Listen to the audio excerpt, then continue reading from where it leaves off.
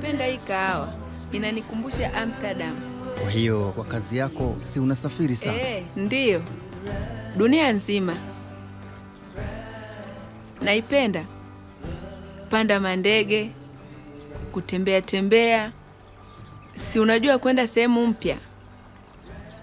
Wow.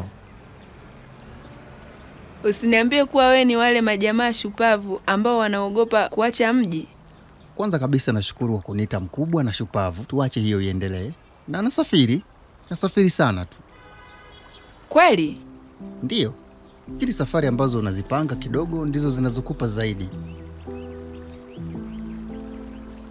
Nakubali. Hivi unajua Lincoln alipigwa risasi mtaani tu akafa? Inaonekana wewe ni shabiki mkubwa wa Lincoln. Ni historia kwa ujumla. Nimejikita zaidi kwenye kilimo na kwenye historia kidogo. Hiyo ndio shauku yangu. Wow. Unajua sasa hivi naandika kitabu. Kitabu? Ndiyo. Historia ya kilimo? Hapana, ni kuhusu kupanda na kushuka kwa ngome mbalimbali na jinsi ambavyo kilimo Ndiyo, ni kuhusu kilimo. Kwa hiyo kimefikia wapi? Nimekisitisha kwa sasa. Baba yangu aliumwa miaka michache iliyopita, karudi kumsaidia shambani.